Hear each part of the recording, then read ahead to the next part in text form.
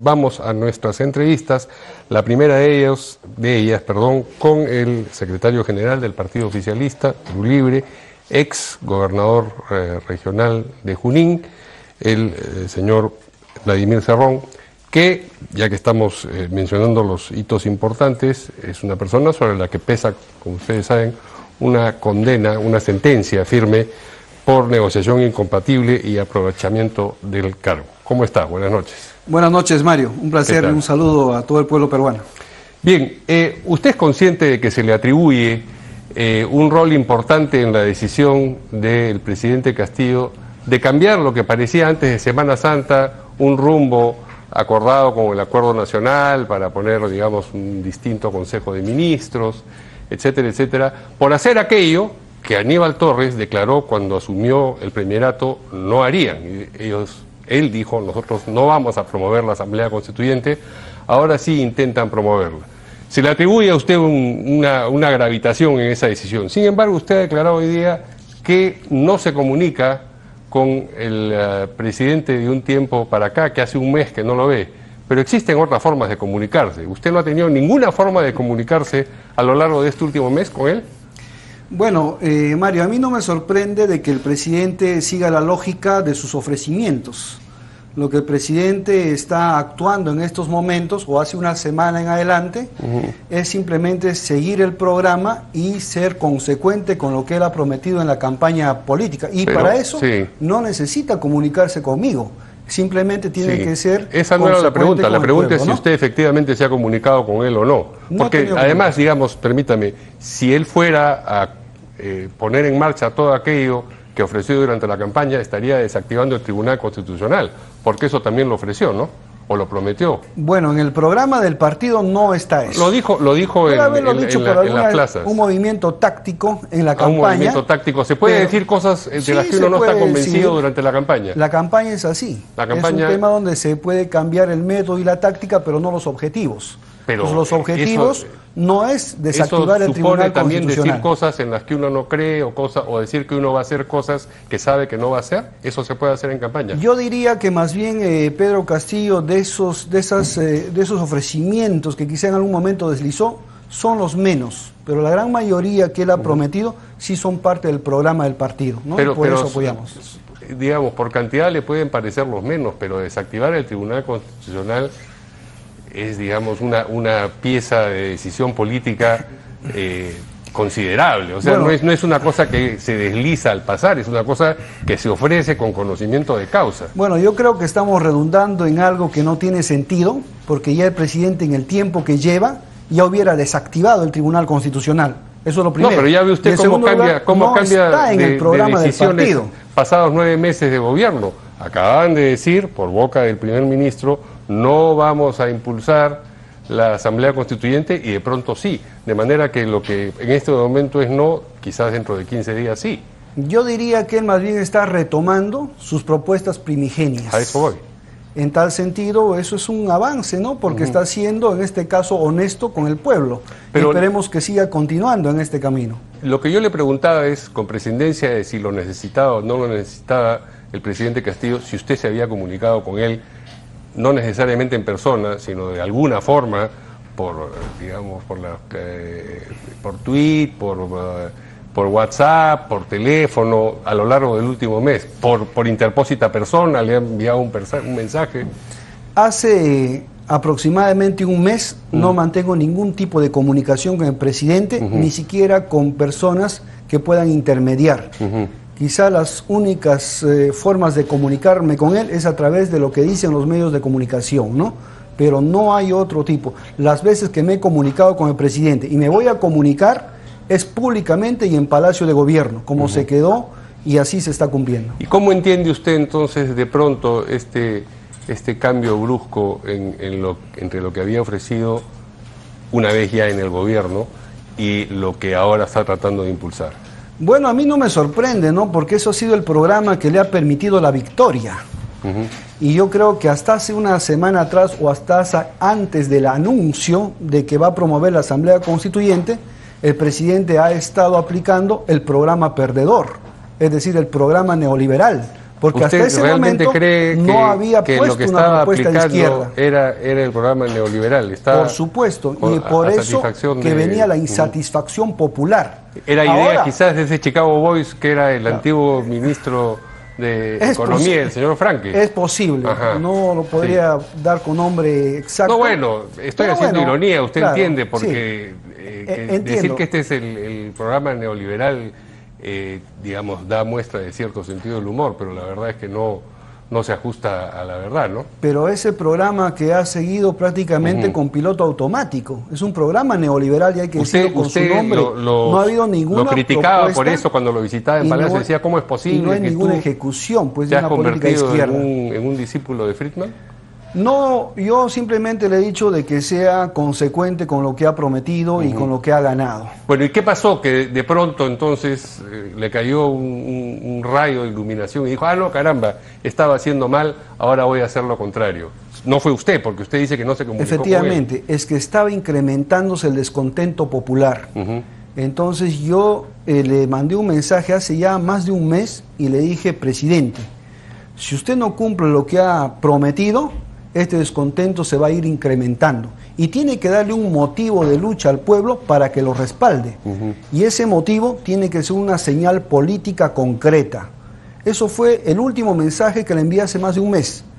Y después ya en Cusco, a mí también me sorprendió que planteé ahí el proyecto de ley para la Asamblea Constituyente, que lo hemos tomado a bien. ¿Qué cosa pensó usted de la cita en la que él invitó y recibió al obispo Barreto y al señor Max Hernández del Acuerdo Nacional? Bueno, el presidente Castillo tiene quizá la costumbre, y buena costumbre, de recibir y escuchar a todos. No, pero él los invitó, no es que le tocaron la puerta y entraron a verlo. Me parece que lo llevó el congresista Bermejo, actuó como facilitador. Sí. Entonces lo escuchó seguramente algunas propuestas que no sabemos realmente cuáles son los puntos en concreto, porque no he conversado con él, pero sí manifestó ya el cardenal al salir, decir que iba a dar un giro. Entonces yo respondí diciendo que el único giro que podría dar es a la izquierda, porque ya había girado mucho a la derecha. Entonces este es el camino que quedaba, y me parece que la respuesta dada en Cusco convalida lo que decía. Ahora, usted es consciente, estoy seguro, de que es poco probable que esta propuesta prospere primero en la Comisión de Constitución y si allí prosperase en el Pleno. ¿Qué cosa cree usted que debería ocurrir si es que el escenario es ese? Mire, si es que el Congreso pierde la oportunidad de aprobar un proyecto de ley que promueva un debate y una polémica de la Asamblea Constituyente, el partido y su bancada ha propuesto un plan B. ¿Cuál es ese plan B? Y ese plan B definitivamente tiene que ver con el Congreso de la República. No lo puedo decir ahora, es un plan secreto. Todo lo que nosotros hemos planificado estratégicamente, porque yo albergo la esperanza de que el Congreso sea racional de que dicho así, eso suena como una amenaza. Tenemos un plan, si ustedes no se portan bien y hacen lo que nosotros estamos demandando, ya verán, no lo puedo revelar, en determinado momento esto se desatará. No hay ninguna amenaza. En la política y en la cirugía hay que ir con un plan A y un plan B. Sí, pero uno no se puede ir huérfano con un solo plan, ¿no? A nadie le dice al paciente, tenemos un plan B, pero ¿sabe qué cosa? Ese plan no se lo voy a revelar. Solamente si no funciona solamente si hay una complicación. El paciente no tiene que enterarse que podría complicarse una operación. Bueno, los parientes del paciente, entonces, si están enterados de lo que le va a ocurrir al paciente. Bueno, los parientes son la bancada en este momento, que saben, pero no sabe todavía el paciente. Entonces, si usted propone que juguemos a las adivinanzas, trataremos.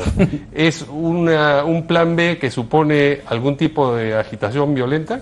De ninguna manera. De ninguna manera. Nosotros no apoyamos ningún acto de violencia, ni de terrorismo, como nos han ido acusando últimamente. ¿Y supone una demanda de que se cierre el Congreso, que es algo que se le está atribuyendo? Mire, la única que ha cerrado el Congreso hoy día es la señora Mari Carmen Alba. Ha cerrado. Usted dice el local del Congreso para que no... Claro, sí. ¿No? Ese es un cierre de facto. Pero usted entiende y lo que le así actuaría la derecha si estuviera en el poder. Usted entiende lo que le estoy preguntando y está pateando ligeramente para el córner. Le pregunto si su plan B supone cerrar el Congreso en el sentido de que el Poder Legislativo y quienes lo encarnan en este momento dejen de funcionar como tales? Mire, yo no podría decirle sí o no.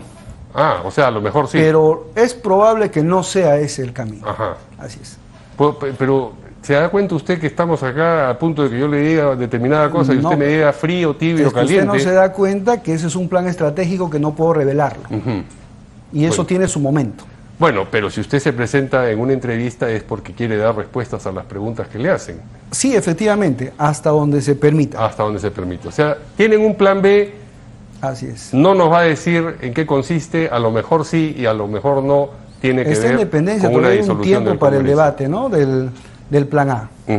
Ahora, inevitable conectar esto con esta intervención suya que ha sido difundida por las redes, en la que usted dice, bueno, la izquierda tiene el gobierno, pero no tiene el poder. Para tener el poder hace falta, dicen los clásicos, me imagino que usted se refiere a Lenin, a Marx y a otros en ese caso, que hay que tener el control de las Fuerzas Armadas, que hay que tener el control de la policía, del clero, incluye usted, y menciona también el control del cuerpo de los magistrados.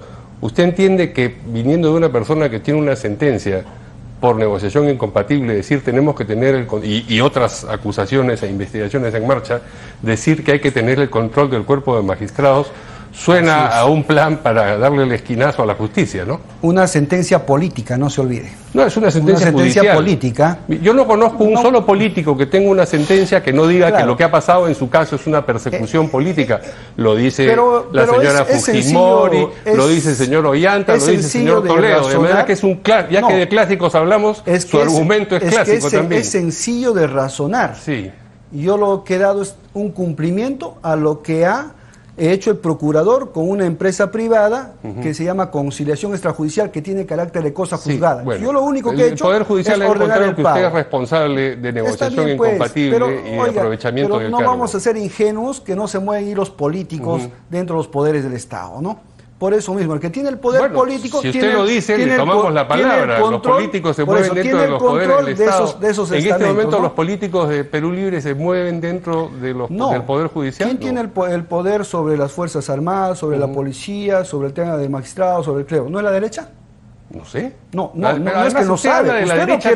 Usted no quiere reconocerlo. Ya, pero yo le voy a decir, la izquierda no es. La izquierda no es. Volvemos a las adivinanzas. No es adivinanza. Lo que pasa es que usted no quiere reconocer que el poder político en esos estamentos los tiene la derecha. Pero nuevamente usted se ha apartado de aquello que yo le estaba preguntando. Usted dice que debe tener el control del cuerpo de magistrados. Insisto, viniendo de una persona con una condena como la suya, decir que tienen que tener el cuerpo de magistrados, pues tiene todo el sabor de ser un plan para acabar con los problemas judiciales. Yo he estado en una escuela política donde se da un intercambio académico y se ha hecho mención a lo que hablaban algunos clásicos en la historia. ¿Usted lo ¿Tiene comparte? algún problema eso? No, de ninguna manera. Nadie está diciendo que usted Entonces, no puede eso no decir quiere lo que decir le parezca. que se tenga que aplicar. Pero, yo lo que estoy haciendo es una remembranza. Está citando a los clásicos así es, al tema histórico y político.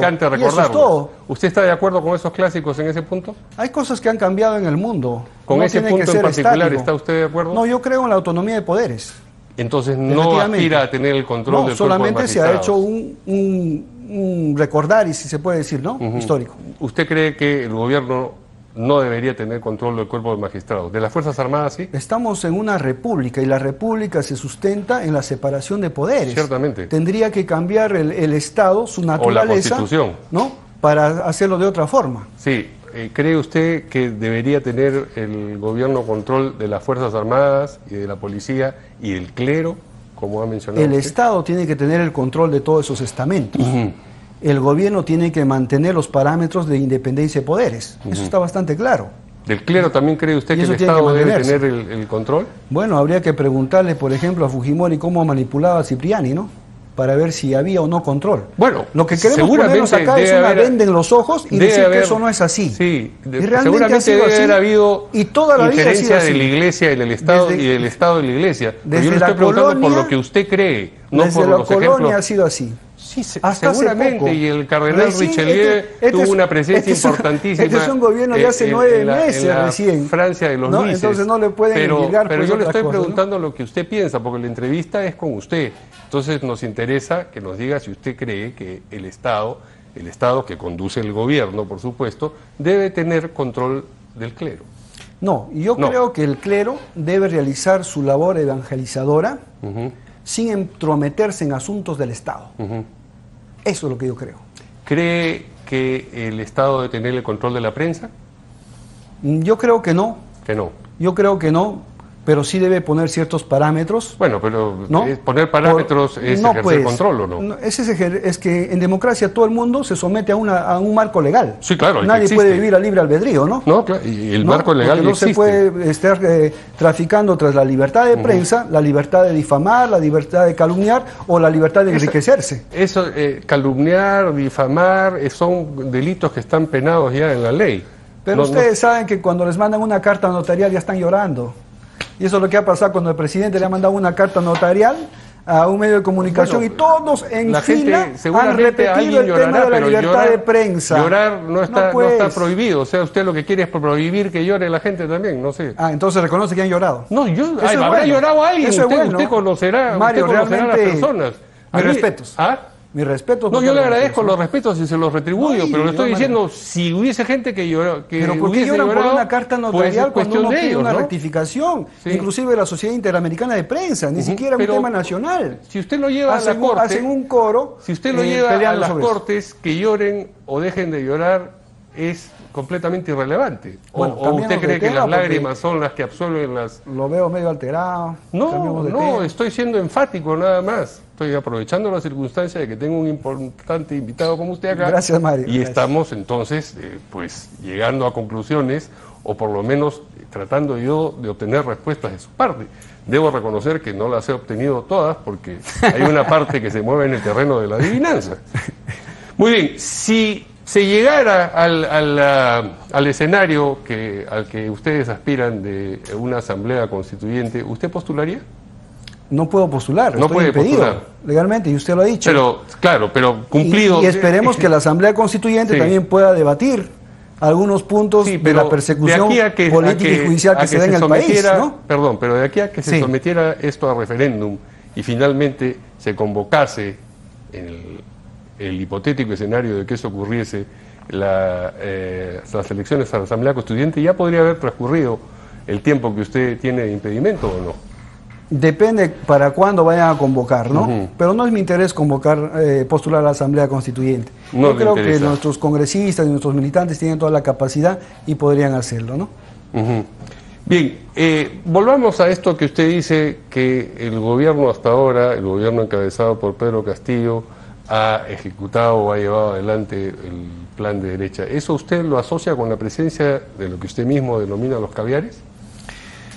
En alguna medida sí, porque yo creo que Pedro Franklin ha tenido toda la oportunidad para demostrar cómo se hace una política de izquierda desde el punto de vista económico y no lo ha hecho. Y lo que se ha hecho es alinearse, ¿no?, con establishment. Es decir, no ha promovido, por ejemplo, la renegociación de los contratos ley, que puede hacerse según la Constitución si hay un acuerdo bilateral. No ha hecho ni siquiera tratar de rescatar los recursos estratégicos del país, y muchas otras cosas más que podría haberlo implementado. Vamos a conversar sobre esas otras cosas, pero después de una pausa. Continuamos aquí En Portada, estamos entrevistando, conversando con el secretario general de Perú Libre, el señor Vladimir Cerrón. Habíamos dejado la conversación en el punto en el que yo le preguntaba si esta identificación que él hace de lo que ha ocurrido en los primeros 9 meses de gobierno de Pedro Castillo con un presunto plan neoliberal tenía que ver con la presencia de los caviares, estoy citando nuevamente palabras suyas, en la estructura del Estado, en la estructura del gobierno, del Ejecutivo, en el gabinete en realidad, y usted lo asociaba esta idea directamente con lo que hizo o dejó de hacer el ministro de Economía, Pedro Franque. Para usted, ¿él ha sido, digamos, el epítome de la presencia caviar en el gobierno?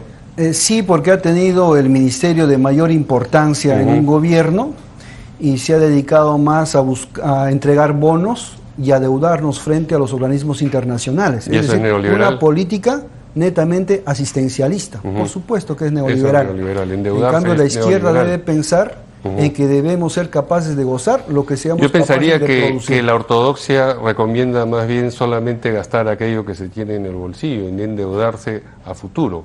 De manera que muy neoliberal no parece ser ese plan que usted está describiendo. No, el asistencialismo es una política de derecha. No es una política de izquierda. Está usted cambiando neoliberalismo por derecha. En la derecha hay derecha conservadora. Bueno, toda la derecha, pues. Toda la derecha es una sola derecha. Asistencialista y le han entonces podríamos decir que toda la izquierda, ¿no?, es una sola izquierda. ¿Usted representa lo mismo que Verónica Mendoza? En algunos puntos podríamos tener coincidencias. En algunos puntos, en otros no. Por eso, entonces hay diferencias. No, efectivamente. Bueno, ya que hablamos de ella, ¿qué piensa usted de la importancia que ha tenido en cómo se ha desarrollado hasta ahora el gobierno y en la conveniencia o inconveniencia de permanecer ligados a lo que ella representa en la izquierda? Me parece más bien que el presidente Castillo lo mejor que ha hecho es, en gran medida, apartarse de los caviares. Y en eso se ha apartado pues de la señora Mendoza y también de algún séquito que ella tenía, porque en algún momento llegaron a tomar posición en 7 o 9 ministerios. Y eso era un gran problema. Por eso es que la bancada de Perú Libre votó en contra del gabinete caviar. Y no para perjudicar a Pedro Castillo, sino para salvarlo de esas fauces donde estaba, y él lo reconoció después. Pero, ¿así lo reconoció con usted en una conversación? Por supuesto. Le dijo, caramba, he estado sometido o he estado dentro de las fauces de los caviares. Por eso se cambió la naturaleza del gabinete. Pero no había contado usted que en una conversación personal él le había dicho, sí, pues tenías razón, los caviares han sido mi condena o han sido lo que me ha llevado a gobernar de manera tan desafortunada. Como dicen los venezolanos, tal cual. Tal cual. Usted lo ha dicho. ¿Cuándo tuvo lugar esa conversación? Bueno, hace un mes y medio aproximadamente. O sea, es una de las últimas que ha tenido. Más o menos, así es. En esta lista de los caviares, ¿incluye usted también al ministro de Salud, el primer ministro de Salud, el que estuvo antes de... Hernán Ceballos, sí, mi gran colega, mi gran amigo, y yo debo... Gran amigo, pero lo licenciaron. Debo decirlo con bastante pena, creo que fue captado por los caviares. Fue captado por los caviares. Sí, fue en ese caso... ¿Su gestión estuvo teñida de caviarismo? Reclutado por caviares, porque en alguna medida permitió que en el Ministerio de Salud ese grupo de caviares que manejan con las consultorías y prácticamente succionando todos los millones mediante la misma, permanecieran. Y cuando llegó el ministro Condori y fue a desestructurar eso, fue el gran problema y la reacción, ¿no? Estuvo bien cambiado entonces el ministro por Condori a su manera. Yo creo que fue una decisión acertada en su momento. ¿Usted recomendó a Condori para el puesto? Sí, yo recomendé a Hernán Condori como ministro de Salud. ¿Y cree que las objeciones que se le hicieron y que finalmente llevaron a su censura estaban descaminadas, eran totalmente injustificadas? Injustificadas. Porque no se habló del tema de fondo. El tema de fondo es defender los privilegios económicos. No, pero que se pueden tomar desde una persona, pero las personas no llegan, digamos, en blanco a ocupar un cargo. Tienen una historia y tienen una serie de hechos que lo describen de determinada manera. Son esos hechos, por ejemplo, lo del agua racimada, por ejemplo, lo del test de detección en un minuto del cáncer uterino, más las investigaciones que tenían abiertas, lo que determinaron que la mayoría de bancadas en el Congreso, porque no puede decir que fueron 2 o 3 bancadas, seguro usted dirá que todas esas bancadas son de derecha, incluida la de Juntos por el Perú, fueron los que lo censuraron, ¿no? Son justificaciones, Mario. Son justificaciones. Por ejemplo, superestructura. El agua racimada es una justificación, pero al que ha prohibido utilizar oxígeno al 93% y exigiendo que sea al 99% al señor Ugarte, nadie lo censuraba. Entonces decían que Condori no tenía especialidad, pero sin embargo hasta un marino y un contador han sido ministros de salud pública y tampoco se censuraba. Entonces son justificaciones. Realmente ha sido que ha chocado con el poder económico que se manejaba dentro del MINSA. ¿A qué otro ministro del gabinete, de los gabinetes que hemos tenido hasta el momento, ha recomendado usted? Al ministro de Energía y Minas, Carlos Palacios. Lo hemos recomendado porque cumple con todo el perfil. ¿Al ministro Silva en su momento en Transportes? No, de ninguna manera. Solamente 2 ministros. Esos 2 ministros nada más. Para que usted vea que Perú... estoy preguntando para que nos cuente. Claro, no tiene ninguna hegemonía en el Consejo de Ministros. que tanto se habla, ¿no? En absoluto. Eso de que tanto se habla, ¿usted cree que son teorías? Elucubraciones, sí. Pero elucubrar sí. No es, las elucubraciones no son sinónimos es nada de mal, falsedad. obviamente, lo que pasa es que apuntan mal, pues. Apuntan mal. Así es. Hay personas de Perú Libre, perdón, sí, uno está invitado a la confusión por más de una razón. El subconsciente a veces. El subconsciente, claro. Usted sabe cuáles son los problemas que tiene el líder, el antiguo líder de Perú posible. Quizás eso sea lo que es posible. Puede ¿no? ser. ¿Es posible o es libre? Claro. No, Perú posible. Sí. Por eso es posible. Entendemos. Hay otros militantes de su partido o relacionados a su partido que han tenido posiciones en el gabinete. Usted no ha tenido, por ejemplo, el nuevo ministro de Salud. No, mire, después de los dos ministros que le he mencionado, quizá el otro ha sido el premier Guido Bellido, que es de conocimiento público, que fue una propuesta del partido, ¿no? Y siempre lo hemos dicho abiertamente, porque es más, claro. un partido ganador debiera tener siquiera el 70% del Consejo de Ministros. Y nosotros pues no somos un partido que está presionando al presidente o le está poniendo ahí... ¿No están presionando al presidente? En absoluto, en absoluto. Por eso nosotros estamos en una minoría y estamos haciendo nuestros esfuerzos para que se vaya bien. Así es. Ya que hablamos de presidentes del Consejo de Ministros, el señor Aníbal Torres, que tuvo determinada tensión con usted, ¿qué pasó luego? Porque parecería que ahora están, digamos, a partir de un confite, como se dice. Llegamos a un acuerdo, conversamos para que él asumiera el premierato.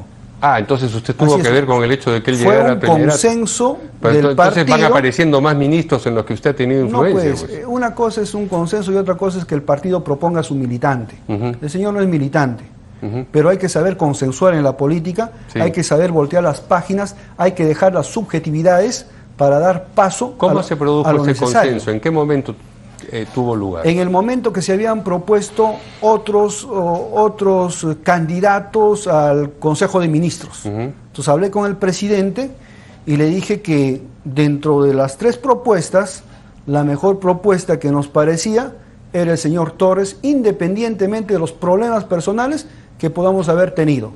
Conversé con la bancada, se llegó al acuerdo y se apoyó la propuesta. Eso fue ¿Conversó todo, usted con el señor Torres también? Conversé con el señor Torres, efectivamente. Digamos, una conversación tripartita con el presidente. No, fue con el señor Torres una conversación bilateral aparte.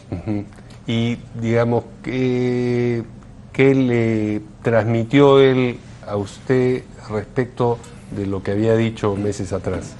Bueno, en alguna medida reconoció los excesos que había tenido. Acordamos de que ya no haya más ataques al partido ni a mi persona. Y él puso como contraparte de que lo ayudemos en la lucha anti-oligopolios. ¿Y le parece que ha tenido otros excesos, ¿no? Y otros ataques innecesarios el presidente del Consejo de Ministros? Sí, yo creo que a veces se ha ido... Por ejemplo, menciónenos un par de ellos.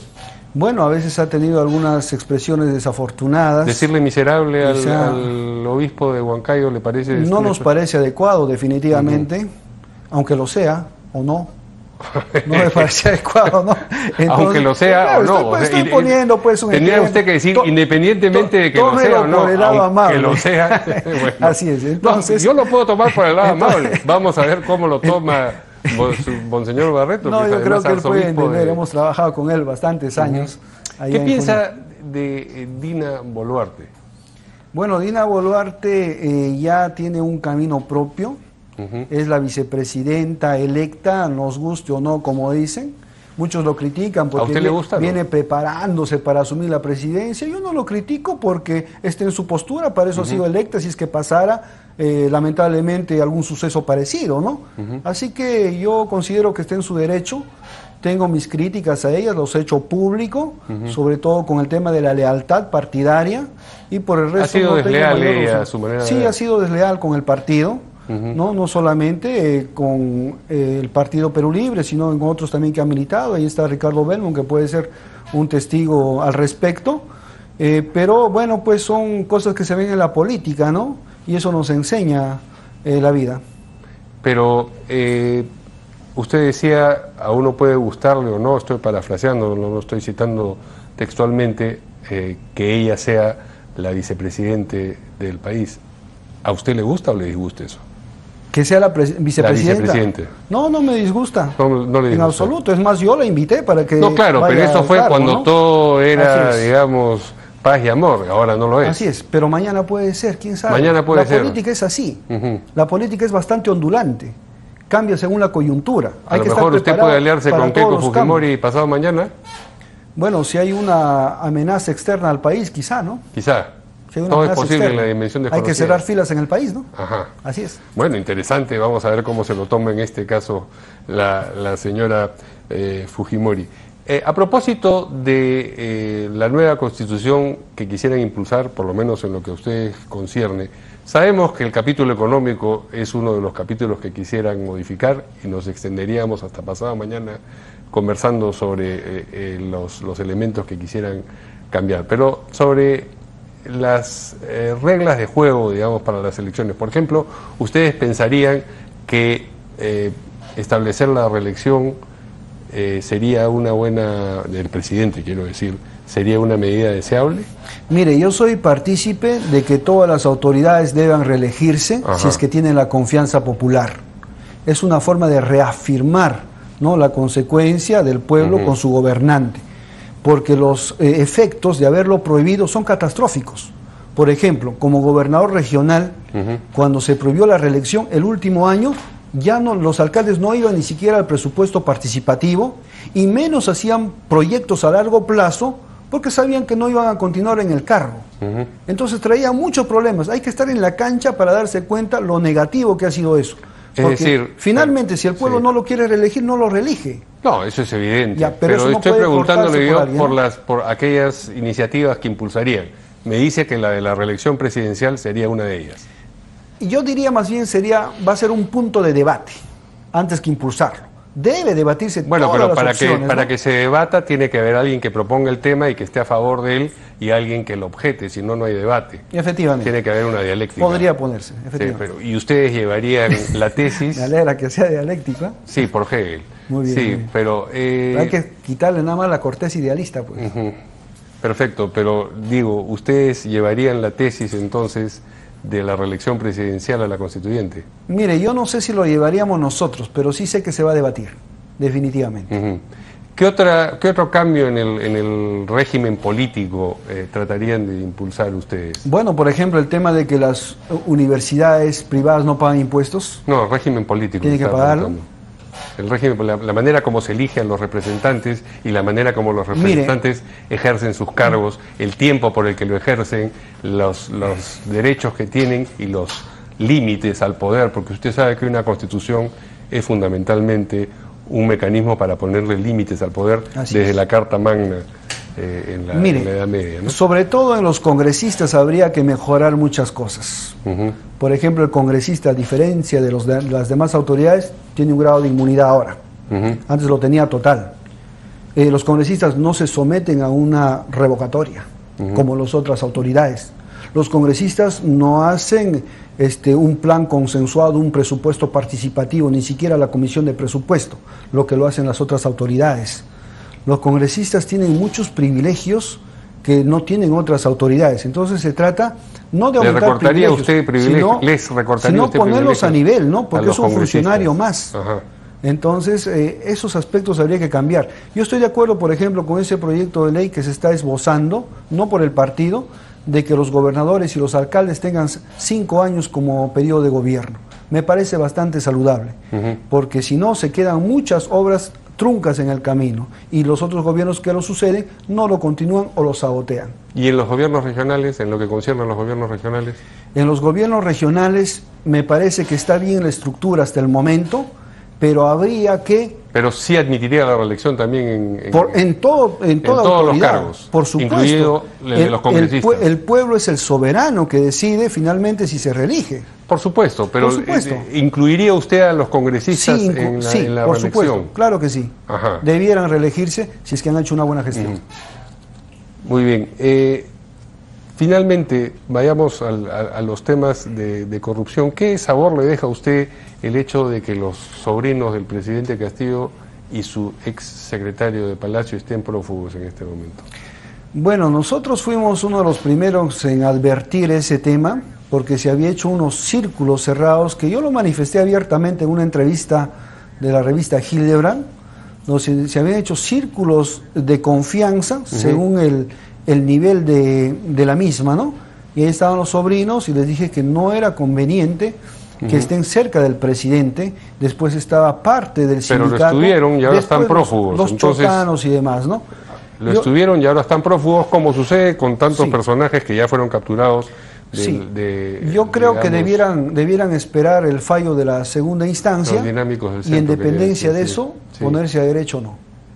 Así es. Ok, eso es lo que tendría que ocurrir, pero le estaba preguntando por el sabor que esto le deja, porque es, digamos, a nosotros como partido, grave que los dos sobrinos directos del presidente de la República estén acusados, además con citas y reuniones detectadas no solamente en Palacio, en Breña, y eso no tiene nada que ver con un programa de derecha. Nadie se lo impuso al presidente Castillo. Bueno, quizá fueron los elementos quienes sacaron al partido y también socavaron por debajo para apartar al gobierno del partido. Y lo convencieron, tanto, tuvo un momento de perturbación el presidente, si no son y trajo de derecha, a sus sobrinos. Por lo menos han sido antiizquierdistas, porque lograron se da cuenta al partido en ese momento. Esta idea de el infierno son los otros, es decir, todos los demás tienen la culpa, menos nosotros. Si no fue la derecha, fueron unos topos que se introdujeron en el gobierno y torcieron la voluntad recta de quien los gobernaba y lo hicieron traer a donde no debían estar a sus sobrinos. La mayoría quienes rodearon a Pedro Castillo han sido de otros partidos, no de Perú Libre. Y ese fue un reclamo que el partido hizo. Sin embargo, el partido no hizo problemas. Se hizo de un costado y por eso es que el partido no está salpicado con esas cosas. Finalmente, a propósito de presencia de personas de otros partidos, el señor Salaverry, que fue presidente del Congreso, que fue candidato presidencial de Somos Perú, aparentemente está muy cerca y se ha convertido en asesor, no aparentemente, se ha convertido en asesor consejero, del presidente Castillo. ¿Qué opinión le merece eso a usted? ¿Usted está satisfecho? ¿Se siente tranquilo con eso? Para mí no es ninguna sorpresa, porque el presidente Castillo ya lo había invitado para la transferencia del Ministerio de Vivienda. Desde aquella vez han mantenido buenas relaciones, ¿no? Y yo no estoy de acuerdo, pero respeto la decisión del presidente. Sí, bueno, no puede no respetarla, imagínese. Es lo que le toca a todo ciudadano. Esa es la facultad que tiene. Inclusive a la prensa. Por supuesto. Respetar. Pero eso no quiere decir dejar de criticarlo, ¿cierto? Por supuesto. Sí. Ahora que hablábamos de los casos de corrupción, quería yo también mencionar a los dinámicos del centro y, digamos, por ejemplo, los recientemente capturados Pinturita y compañía. ¿Eso también le parece a usted que es, digamos, un manejo político? Sí, para mí es una persecución política clara, el tema de dinámicos y el tema de tiranos. Porque toda esta historia empieza después de que pasamos a la segunda vuelta. Antes de eso no se hablaba nada. En absoluto, nos vino una catarata de denuncias. Ayer mismo me llegó otra denuncia. O sea, por el momento en el que aparece la denuncia, usted dice, la denuncia que se transformó en sentencia, en su caso, es muy anterior a la segunda vuelta. Nuestro delito se agudiza cuando pasamos a la segunda vuelta. Ahí vienen los allanamientos, la persecución, la incautación. ¿Su delito se agudiza o las acusaciones? Las acusaciones se agudizan. Como dijo, el delito se agudiza. Yo pensé que estaba contándonos algo. Las acusaciones, pues, que han venido una catarata de procesos judiciales. Y eso es de público conocimiento, hasta de terrorismo me han acusado. ¿No? Entonces, por eso yo le he dicho abiertamente al general Óscar Arriola que enfrente esta situación. ¿Lo va a ver usted en las Cortes, como ha dicho? Por supuesto, y ayer le he mandado la carta notarial. ¿Qué cosa le ha colocado en la carta notarial? Que tenga que rectificarse. Ajá. Le estoy diciendo que se rectifica, porque si él se rectifica, todo queda en nada. Como debe ser, ¿no? Puede haber, si no se rectifica, puede haber sido un desliz. Ya el Congreso lo procesará por un tema de haber deliberado políticamente, etcétera, en concordancia con el ministro. Si no se rectifica, usted lo lleva a las Cortes. Tengo que llevar una querella. A pesar de que usted cree que las Cortes están teñidas de un tinte político, una manipulación de la derecha. Sí, porque yo creo que tiene que aprender a pasar lo que es, pues, una acusación, por lo menos fiscal, para que otro día no acuse deliberadamente, no calumnie, sin tener una sola prueba. ¿Por qué? Usted Porque además estoy totalmente seguro Sí. de quién soy yo. Ese es el asunto que Muy me da bien. la fuerza moral. Muy bien. Bien, hay tantos otros temas. Yo le agradezco mucho Muchas que gracias, usted haya venido aquí a enfrentar las preguntas. Nos quedamos con la tremenda curiosidad de Del la plan adivinanza Balcázar. del plan B. Pero bueno, nos hacemos una idea y será motivo de otra conversación. Le agradecemos mucho. Muchas gracias, Mario. Buenas noches.